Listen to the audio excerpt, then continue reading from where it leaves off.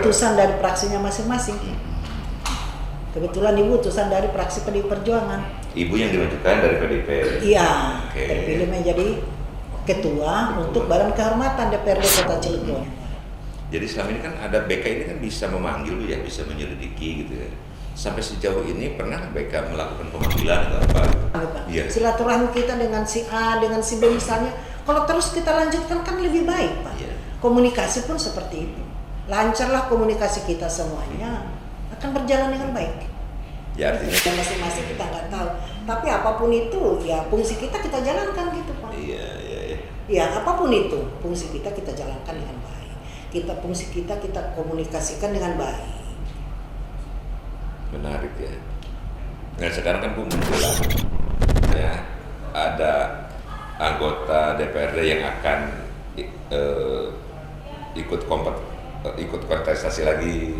Nah sementara ada harus kepentingan masyarakat yang harus dilaksanakan gitu. Ini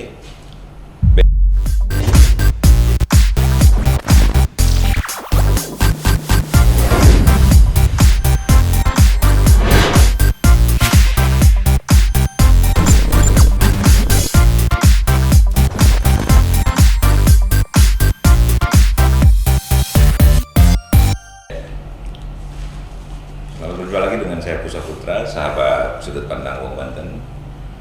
Kali ini kita akan melihat atau membahas sudut pandang mengenai Badan Kehormatan DPRD Kota Cilegon. Pasti itu Badan Kehormatan DPRD Kota Cilegon yang merupakan salah satu alat kelengkapan dewan di legislatif. Nah, dalam kesempatan ini saya akan mengurai dan mengulas apa sih itu tugas PK, fungsi PK, bagaimana anggota bersama dengan Ketua Badan Kehormatan Ibu Noni Purba. Selamat siang Bu Noni. Selamat siang. Gimana kabarnya Bu Noni? Sehat-sehat. Iya.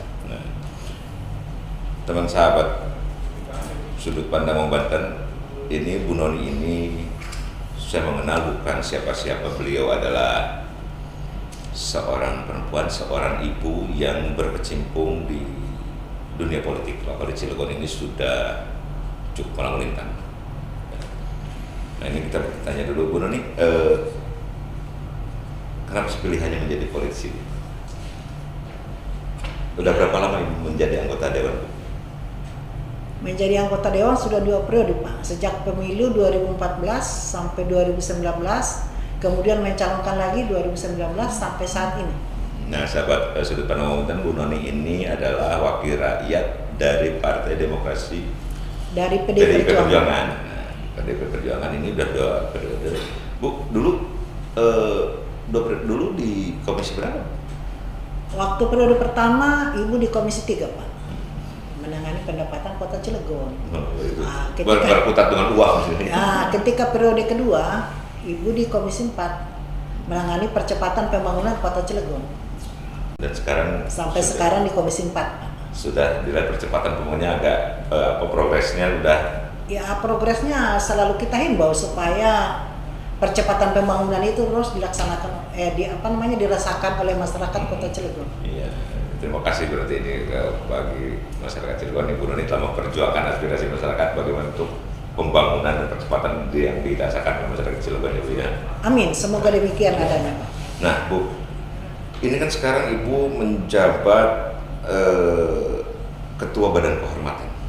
Ya, betul. Nah, ini Badan Kehormatan ini adalah sebuah badan alat kelengkapan dewan yang menjaga marwah DPRD Kota Cilegon. Nah, Bu, sebetulnya ada berapa jumlah anggota di BK ini? Anggota BK kami ada 5 orang. Ya, komposisinya terdiri dari ketua, Ibu sendiri, Noni Purba dari PDI Perjuangan, kemudian wakil ketua Pak Ustadz Baihaqi, kemudian anggota. Jadi hanya ketua, wakil, anggota. Iya. Jadi orang-orang terpilih ya Bu yang menjadi Badan Kehormatan karena dipilih oleh menjaga marwah itu ya Bu ya. Iya. Nah Bu, ini kan menarik Bu. Orang kan kadang-kadang masyarakat BK itu apa sih? Nah, Ini bagaimana sih Bu prosesnya dari sekian, dari 40 ya Bu ya? Ya, Anggota 40 seluruh. DPRD, ya. Ini gimana sih proses pemilihannya sehingga mereka bisa menduduki atau berada di akadenya di BK? Seperti itu. Prosesnya itu dari perwakilan anggota praksi-praksi ya, yang diajukan oleh ketua praksi, ketika itu ya terpilih Jadi utusan lah katakan. utusan dari praksinya masing-masing. Kebetulan ibu utusan dari praksi PDI Perjuangan. Ibu yang dimajukan dari PDIP. Iya, Oke. terpilih menjadi ketua untuk Badan Kehormatan DPRD Kota Cilegon. Jadi dari setelah nanti utusan dari praksi, apakah ada proses lanjutan? Apakah seperti ada di di evaluasi, di screening lagi, apa nanti di ujungnya di rapat paripurnakan? Proses selanjutnya ketika sudah terpilih Pak ya, dari praksi-praksi yang terpilih ini nanti untuk pengesahannya diparipurnakan Pak. Gitu. Diparipurnakan, terpilih menjadi anggota BK masing-masing. Ya, ini sebetulnya apa sih Bu yang menjadi tugas Badan Kehormatan ini? Tugas Badan Kehormatan itu mengevaluasi disiplin dan kepatuhan setiap anggota DPRD. Itu mengevaluasi aja Pak, disiplin. Intinya dari kita juga mengevaluasi teman-teman kita juga yang ada di DPRD Kota Cilegon. Jadi ini jadi meskipun anggota dewan punya hak imunitas, tapi ternyata diawasi juga oleh Badan Kehormatan Bu ya? Betul Pak, diawasi juga oleh teman-teman kita yang ada di BK tadi itu, Iya. termasuk ibu sendiri Pak. Jadi memang tidak berarti imunitas. Nah ini terus apa sih Bu yang dilakukan oleh BK sendiri dalam menjaga marwah dewan anggota DPR itu sendiri Bu? Menjaga marwahnya ya itu tadi Pak, kita jaga dan kita bisa juga dibilang mengevaluasi teman-teman kita yang ada di dewan juga Pak. Apabila melanggar kode etik yang sudah ada di lembaga itu sendiri. Nah, selama Ibu menjabat, udah berapa lama Bu Ibu menjabat BK Bu? Kebetulan Ibu menjabat BK itu masih baru ya Pak ya, baru 3 atau 4 bulan. Tapi selama Ibu menjabat dan catatan, apakah memang ada hal-hal yang krusial yang anggota dewan melanggar? Nah, bersyukur Pak, sejak Ibu menjabat jadi ketua BK, selama ini belum Pak, belum pernah ada dari diantara teman-teman anggota BK ini yang krusial, yang harus kita evaluasi atau yang harus diperiksa, belum ada selama ini. Dan harapan kita juga ke depannya Pak, semoga teman-teman anggota dewan ini juga tetap nggak harus ada yang dievaluasi gitu. Hanya evaluasi kecil, kalau rapat lah harus datang lah, mungkin hal-hal yang kecil ya. Itu sudah ada aturannya Pak, misalnya sekian kali nggak datang paripurna sudah ada. Itu kehadiran itu termasuk juga ranah BK Bu ya? Iya, termasuk sesuai dengan tatip yang ada di lembaga itu sendiri DPRD Kota Cilegon. Kan biasanya rata-rata sering kita mendengar atau melihat bahwa rapat ini tidak memenuhi quorum. Nah, setelah Ibu menjadi ketua BK ini seperti apa Bu progresnya? Apakah sekarang ada kesulitan, hambatan? Anggota kadang-kadang kan suka apa? Iya, betul Pak. Untuk mengatasi hal-hal tersebut kita rapat evaluasi dulu di antara teman-teman. Setelah absensinya beberapa nggak masuk, baru nanti kita panggil mungkin atau seperti apa. Tapi sekarang gimana Bu? Sampai saat ini belum Pak, baru sampai saat ini belum. Rapat hadir semua ya, kok mau dikorek? Rapat hadir semua. Itu bagaimana triknya Bu supaya BK melakukan komunikasi dengan anggota lain bahwa yuk rapat, bahwa itu ternyata di monitor BK ternyata Bu ya? Betul, kita triknya intinya kita komunikasi aja. Komunikasi secara personal secara praksi masing-masing supaya ketika kita ada rapat paripurna ini selalu quorum gitu. Karena ini penting, kalau nggak quorum juga nggak bisa diputuskan. Iya, kan masyarakat lagi yang rugi berarti. Iya, jadi selama ini ya bisa dikata quorum aja sih Pak.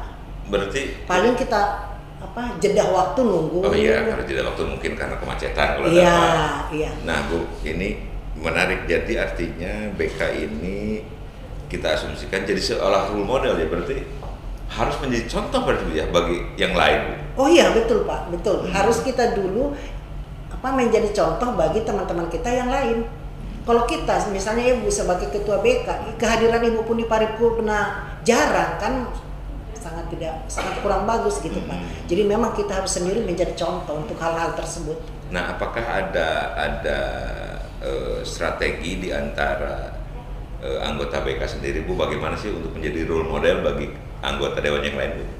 Oh itu kita saling mengingatkan aja Pak, di antara teman-teman kita BK, kita saling mengingatkan, ayo kita BK menjadi role model bagi teman-teman kita, saling mengingatkan, terkait dengan waktu kehadiran juga harus kita saling mengingatkan di antara kita, baru kita boleh mengingatkan teman-teman yang lain. Jadi selama ini kan ada BK ini kan bisa memanggil ya, bisa menyelidiki gitu ya. Sampai sejauh ini pernah BK melakukan pemanggilan atau apa gitu Pak? Oh, sampai sejauh ini belum pernah Pak. Jadi semua ngikutin aturan berarti sekarang. Semua masih berjalan di rule yang sudah Nah, disepakati. Nah bukan ini, apakah BK ini hanya mengawasi anggota dewan secara internal di lingkungan kantor, apa di luar masyarakat boleh Bu melaporkan? Nah setahu kita di lingkungan kantor aja ya Pak, kalau di luar kantor kita nggak. Nah apakah ini kan ada Bu, ada kehormatan Badan Kehormatan berwenang memanggil anggota. Nah selama ini ada pemanggilan atau belum? Karena memang standar aja mengikuti. Belum Pak, belum pernah ada. Selama ini belum pernah ada untuk pemanggilan teman-teman anggota dewan yang di luar kantor maupun di dalam kantor. Belum pernah. Nah ini menarik bukan gitu kan, sering antara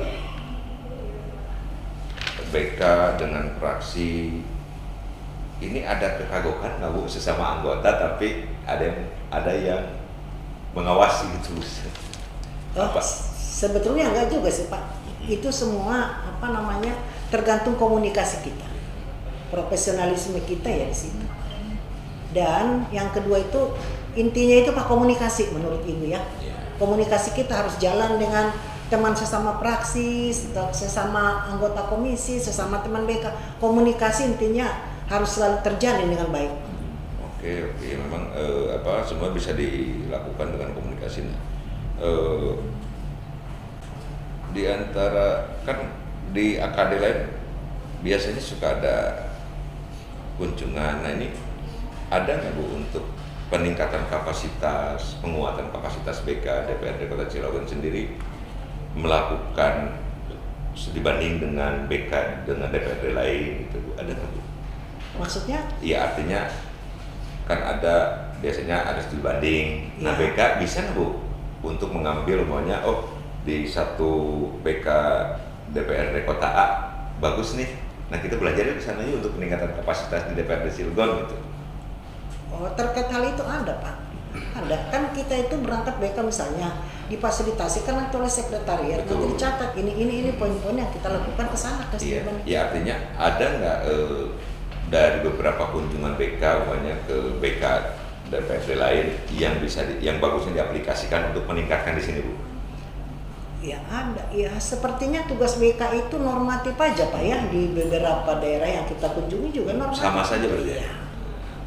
Itu. Oke. Ini artinya ini Bu, kenapa ini yang menarik di sini adalah ketua BK adalah Sri Kandi. Nah ini bagaimana sih Bu prosesnya kok Ibu menjadi terpilih gitu? Ini berarti Ibu lebih, kalaupun kedisiplinan, berarti Ibu lebih kayaknya udahlah jadi role model aja gitu Bu Noni gitu. Nah terkait kesana yang menilai diri kita sendiri ya teman-teman juga gitu Pak. Kita nggak bisa menilai diri kita sendiri seperti apa. Itu tergantung teman-teman kita yang menilai diri kita. Kita nggak bisa Pak menilai bahwa saya lebih ini, enggak Pak. Itu teman-teman kita yang menilai dan itu berproses. Iya. Itu berproses Pak. Makanya Ibu jadi dipercaya oleh teman-teman jadi ketua BK. Itu semua milih Ibu Bu? Kenapa? Ketika BK terbentuk untuk ketua BK-nya Ibu, mereka memilih Ibu semua? Ya sepertinya seperti itu. Nggak ada saingan gitu ya? Nah, saingannya mungkin ada, tapi itu tadi Pak, komunikasi politik di antara teman-teman dewan, Pak Ketua, Ibu Ketua yang mungkin seperti itu Pak. Ibulah yang dijadikan. Iya. Kan mungkin kalau Sri Kandi bisa ada sisi keibuannya kalau ada kelembutannya biar komunikasinya lancar. Nah, itu tadi Pak, tergantung penilaian teman-teman kita Iya. Pak. Ya, itu tadi kalau di politik itu menurut Ibu Pak, komunikasi kita Iya. yang penting. Segala sesuatu kalau komunikasi kita berjalan dengan baik dan akhirnya akan mendapatkan keputusan yang terbaik juga Pak. Iya, hasil politiknya bagus. Iya, nah, yang penting komunikasi jangan sampai terputus. Sama dengan silaturahmi Pak. Iya. Silaturahmi kita dengan si A, dengan si B misalnya, kalau terus kita lanjutkan kan lebih baik Pak. Iya. Komunikasi pun seperti itu. Lancarlah komunikasi kita semuanya, akan berjalan dengan baik. Ya artinya mungkin udahlah ibu aja dengan dari keibuannya itulah mungkin tuh. Nah, itu mah tergantung yang memilih itu Iya, Pak. Yang iya. tergantung ibu sendiri ya. Iya. Dan sebelumnya juga ketua BK ini dipegang oleh PDI Perjuangan Pak. Sebelumnya Bu Risma Ayu, terus kemudian ganti ke ibu. Oh berarti ibu menggantikan Iya, Bu Ibu Risma Bu Risma. Ayu. Iya. Ibu keibuan juga berarti ada sisi feminisnya berarti Nah, untuk komunikasi lebih iya. lancar. Kan berbeda kalau laki-laki dengan laki-laki pasti ada. Ya seperti itu Pak. Dan di BK sendiri juga hanya ibu perempuan. Oh cuma ibu semua. Ya oke. Bu, ada nggak Bu ibu sebagai anggota dewan, ibu sebagai di komisi, tapi ibu juga harus mengawasi teman-teman. Ada PKU, ada kagok nggak Bu? Ketika dalam menegakkan bahwa ini harus kita jaga loh marwah DPRD ini gitu kan? Enggak juga Pak. Karena ini penyampaian kita aja terhadap seseorang itu, komunikasi kita seperti apa, jadi enggak kagok, pertemanan aja, hubungan emosional kita sudah dekat sama-sama teman-teman dewan, jadi enggak perlu kagok Pak. Yang penting hubungan komunikasi dan hubungan secara emosional kita sudah dekat, jadi enggak kagok, pertemanan aja. Jadi politik pertemanan hanya untuk Iya. menjaga Marwah itu marwah tadi itu. Pak. Iya. Nah, terus berarti ada ini nggak Bu? Apa ya istilahnya, antara praksi dengan BK ini kadang-kadang ada konflik of interest nggak Bu? Di sisi lain kita harus menjaga marwah DPRD, di sisi lain kita juga ada komisi umpamanya kan. Ini ada konflik of interest nggak Bu? Enggak juga sih Pak. Enggak juga, bisa kita atur semua berjalan dengan baik karena pada hakikatnya tujuannya sama Pak. Untuk memperbaiki, Iya. ya, memperbaiki ke depan demi kemaslahatan masyarakat Kota Cilegon, sama aja tujuan akhirnya kan Iya, begitu betul, Pak. iya. Demi kemaslahatan Kota Cilegon, itu aja. Nah, Bu selama Ibu umpamanya dua periode ya? Iya. 2 periode dulu Ibu mungkin di komisi berapa? Komisi 4. Komisi 4 dan sekarang Ibu di BK. Dulu di Komisi 3. Di komisi 3. Sekarang Komisi 4. Nah, ini ketika Ibu sekarang bisa komparasi ya, kan kalau dulu kita sering lah melihat bahwa rapat di DPRD Kota Cilegon kadang-kadang diundur karena tidak memenuhi quorum. Nah kalau sekarang seperti apa Bu? Apakah progresnya terpenuhi semua quorum gitu kan anggotanya gitu kan, dengan pengawasan BK yang lebih ya katakanlah strike gitu kan, lo harus hadir. Terkait ke sana enggak juga sih Pak. Mungkin kesadaran juga dari teman-teman. Mungkin juga ada pengaruh, selalu kita himbau, kita bekerja sama dengan sekretariat yang ada. Tolong dong war-war teman-teman kita. Telepon lah ya. Iya. Cepet-cepet lah ya. Iya, itu aja menurut Ibu Pak. Supaya rapat ini quorum, hayo dong. Untuk kepentingan masyarakat. Iya, itu tadi Pak, demi kebersamaan kita dan kepentingan masyarakat Kota Cilegon. Nah, kembali lagi bahwa Ibu 2 periode, selama Ibu menjadi anggota umpamanya, sejak dulu ada nggak Bu umpamanya laporan dari masyarakat atau internal sendiri terkait ada anggota Dewan Cilegon yang melanggar etika atau kode etik itu? Sebelumnya sih belum pernah Ibu. Belum, teman-teman Dewan itu belum pernah. Jadi intinya BK ini kami jangan sampai bekerja keras lah gitu. Hanya untuk internal aja, yang penting jaga marwah aja. Iya, jaga marwah itu karena kita kan lembaga Pak. Betul. Jadi marwahnya harus kita jaga dengan baik. Kalau Menyita ada yang nggak, Bu? kurang untuk menjaga marwah tadi itu, ketika ada kekurangan itu tadi Pak kita komunikasikan. Terus biar kondusif, kondusivitas yang kita jaga kan perlu juga Pak. Nah, gimana sih Bu? Ibu mengatur ritme, mengatur waktu. Ibu juga di komisi. Ya. Sekarang ya di praksi, ya di BK. Ini kan bagian-bagian yang berbeda gitu. Nah, Ibu mengatur ritmenya untuk semua bisa berjalan seperti apa, Bu? Ini kan kayaknya memerlukan energi besar, Bu. Menyesuaikan aja ya dengan jadwal-jadwal yang sudah ada kan sudah dijadwalkan. Hari ini kita di sini, hari ini kita di sini. Misalnya hari Kamis kita ada rapat internal BK, bisa kita majuin jamnya, jam sekian ada rapat yang lain. Itu tadi Pak kita kondusikan, kita komunikasikan dengan fasilitasi kita di sekretariat bisa berjalan dengan baik. Berarti manajemen waktunya berarti. Iya betul Pak, manajemen waktunya.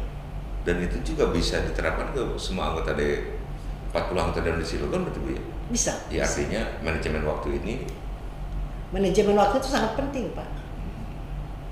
Ya sangat penting, apalagi seperti teman-teman anggota Dewan yang kesibukannya banyak. Jadi menurut Ibu nih manajemen waktu ini perlu kita jaga ini. Hari ini di sini, hari ini rapat ini, hari ini perlu manajemen. Kalau boleh tahu Ibu datang ke kantor jam berapa sih? Oh tergantung Pak, kan nanti ada paripurna jam sekian misalnya baru kita datang. Bisa pagi Bu ya? Bisa pagi, bisa sampai sore, bisa sampai jam 5. Tergantung kebutuhan Pak pekerjaan kita. Malah bisa pulang malam kali. Bisa, pernah paripurna malam. Ini sahabat Banten ini hiburan ini sangat luar biasa. Demi masyarakat Cilegon, baik ya BK, ya komisi, ya fraksi. Ya itu tadi Pak, manajemen waktu kita aja kita atur dengan baik, semua bisa berjalan dengan baik. Yakin Ibu, manajemen waktu, komunikasi yang baik, semua bisa berjalan. Ya, artinya inilah tugas BK gitu. Nah, Iya. ada nggak Bu umpamanya di BK sendiri pembagian tugas dengan anggota yang lain? Oh nggak ada Pak, nggak ada. Kebetulan kita satu aja. Nggak ada pembagian misalnya si A bagian ini, si B bagian ini, nggak ada Pak. Jadi semua kolektif Bu ya? Kolektif. Kalau ada evaluasi kan semua hadir. Iya, nanti keputusan ya kolektif kolegial Pak. Begitu. Kalau ada yang kita mau rapat internal ya semua hadir. Kita komunikasikan dulu hari ini bisa nggak Pak, hari ini bisa nggak, hari ini baru kita putuskan hari ini kita rapat internal. BK gitu Iya. ya? Apa sih Bu yang BK rapatkan internal di antaranya Ibu terkait apa? Itu tadi Pak terkait kehadiran. Kita minta absensi dari sekretariat berapa persen kehadiran ini. Itu aja sebetulnya Pak. Itu soalnya masalah yang lain-lain terkait politik nggak ada yang dilanggar. Ya. Jadi hanya terkait kehadiran aja. Itulah yang jadi. Itulah. Jadi itu mah apa dinamikanya kehadiran. Iya. Tapi kan tetap harus dievaluasi itu Bu ya. Iya, tetap dievaluasi nanti seperti apa itu tadi Pak komunikasi kita dengan yang bersangkutan. Nah kalau berbicara aturan itu kan umumnya kita tarik ke kehadiran kan mungkin si A mah rajin atau tepat waktu ketika rapat, umumnya si B mah kurang atau yang sedang. Ada nggak BK apa sih? Apakah kan ada punish and reward? Nah punishnya untuk yang tidak hadir itu punya 5 kali nggak hadir atau 3 kali. Ada nggak Bu itu? BK seperti apa sih bentuk tegurnya? Apakah lisan atau tertulis gitu? Ada juga Pak, tapi sekarang ini belum pernah gitu terjadi. Ada juga di tatipnya sudah diatur. Nanti disampaikan ke praksinya masing-masing. Oh dikirim ke praksi. Iya. Jadi mungkin sekarang kebanyakan hanya persoalan kehadiran karena waktu saja. Betul, betul itu saja Pak. Oke. Jadi menarik juga Bu di BK Bu ya. Ya begitulah sepertinya. Iya, apa artinya mengawasi teman-teman sendiri gitu. Iya, mengawasi sesama internal. Iya, padahal sama-sama anggota Dewan Bu ya. Iya, internal. Ada nggak yang protes Bu ke Ibu umpamanya ya kayak seumpamanya nggak pernah hadir meskipun dengan cara komunikasi bercanda gitu, Bu ketua apa gitu ada. Ya ada aja sih mungkin ya Pak ya, kita nggak tahu pribadi masing-masing, kita nggak tahu. Tapi apapun itu ya fungsi kita jalankan gitu Pak. Iya. Ya, apapun itu, fungsi kita jalankan dengan baik. Fungsi kita komunikasikan dengan baik. Menarik ya. Nah sekarang kan Bu menjelang perhelatan ya Bu ya, meskipun 1 tahun depan lagi, tapi kan ini biasanya ada anggota DPRD yang akan ikut kontestasi lagi. Nah sementara ada harus kepentingan masyarakat yang harus dilaksanakan gitu. Ini BK melihatnya seperti apa Bu gitu kan untuk menyikapi ini gitu Bu? Apakah mereka harus mengatur waktu masyarakat dahulu atau kepentingan politiknya gitu kan? Nah, itu termasuk pengawasan BK Bu? Ya banyak rapat yang sampai ditinggalkan gitu kan, ikuti rapat dulu gitu. Oh, ikuti rapat dulu kalau terkait konstituen Iya maksudnya. betul. Kalau terkait konstituen itu Pak, kita bisa kondisikan dengan baik, dan teman-teman kita itu juga sangat toleran. Mereka mengerti lagi rapat dulu Ibu begini nanti jam sekian, sangat bisa dikondisikan Pak. Itu tadi Pak, dengan komunikasi kita ini semua bisa berjalan dengan baik. Atau misalnya Ibu lagi rapat fraksi ya, nggak bisa dulu, tunggu dulu, bisa. Itu pola-pola yang di DPRD Cilegon seperti itu ya? Seperti itu, termasuk Ibu pribadi seperti itu Pak. Jadi Tunggu dulu ya. nanti diselesaikan dulu tugas wakil rakyat. Iya. Lalu nanti ke konstituen. Iya. Ya kan kadang-kadang di wilayah lain ada yang kalau mendadak begitu kan kita punya ini Pak, punya tim yang dekat. Tolong tim urusin dulu, advokasi dulu si Anu begini-begini. Nanti Ibu menyusul. Setelah usai rapat. Iya. Seperti itu Pak. Jadi bisa terselesaikan dengan baik. Ya, benar, Bisa. ya. Iya, apalagi seperti Ibu udah 2 periode otomatis di dapil Ibu ada aja kan Pak yang mendadak keperluan atau maaf yang harus ke rumah sakit. Jadi ada tim nanti yang mengadvokasi, baru kita datang. Yang penting utamakan dulu kepentingan masyarakat atau Iya. yang terwakili gitu. Iya, semua berjalan Pak, bisa seiring berjalan. Kepentingan masyarakat jalan, kepentingan rapat kita di sini juga berjalan Pak. Nah, oke lah. Nah, ini juga BK juga bisa di sini ditanyakan di pertimbangan juga bisa Bu ya. Dari hasil-hasil evaluasi ini apakah BK melaporkannya ke siapa sih Bu? Umpamanya kalaupun ada, meskipun tidak ada persoalan yang sangat krusial, ya contoh lah yang rata-rata di sini kan adalah umpamanya kehadiran lah, jadi catatan meskipun catatan ringan itu. Itu kan mereka punya catatan itu. Apakah itu juga disampaikan ke ketua DPRD Bu?